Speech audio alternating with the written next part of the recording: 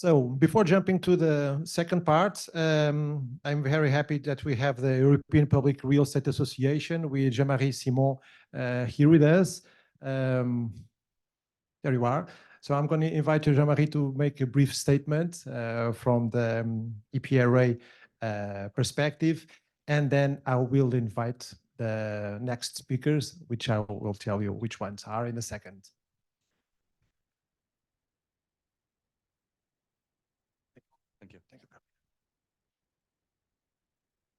Thank you. Thank you.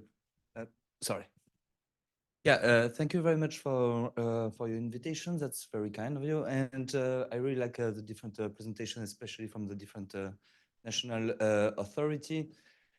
We at EPRA, so EPRA is the European Public Real Estate Association, is the voice of the European publicly traded real estate sector, which means, in a nutshell, a stock exchange of quoted property company and institutional investors like insurance companies, but also pension funds in Europe. Listed real estate allows everyone to invest in underlying assets of publicly quoted companies the same ways as investing in other company. We at EPRA, we do represent over 290 members all over Europe, and we also represent 840 billion euros of real estate assets.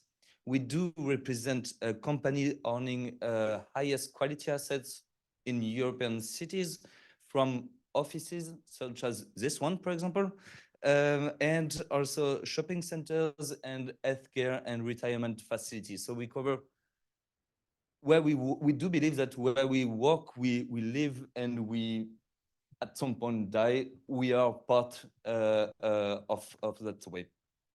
As regard to the EPBD, so the building sector, as we all know, is responsible for over 40% of the energy consumption here in Europe. And this includes, of course, residential, but also commercial building, which contribute significantly to the overall energy use due to heating, cooling, and other operation need. And therefore, we do believe that it is essential to make energy efficient building in Europe a priority. We do recommend to develop a uniform and harmonized system of EPCs. I did understand that it's quite hard, but I think that there are a couple of ways to do so. And together with our members, we decided to focus ourselves only on two main topics, and one of which is the EPCs. And the implementation of content of EPCs are quite different from one country to another, but also within the different countries, and which reflects the different level of ambition regarding energy performance.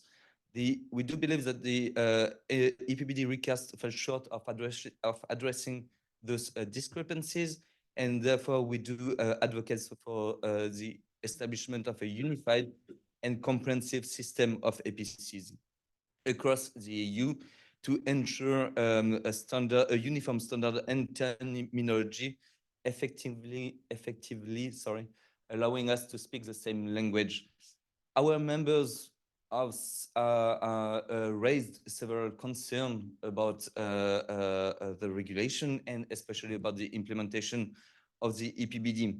So this is why we decided with our member, but also with other associations, to create a platform in order to understand at first the regulation, but also trying to gather and also disseminate best practices from the public sector, but also from the private sector. So I just said the final statement, and which might open the floor to discussion. It's quite an issue for us to know how national authority will implement the EPBD, especially for cross-border, for companies which have cross-border activity. So, for example, a company in France, and also having a building in Poland, and also how this regulation will interfere with the other regulation For example, we can talk about the EU taxonomy, but also the ETS2 regulation. Thank you very much.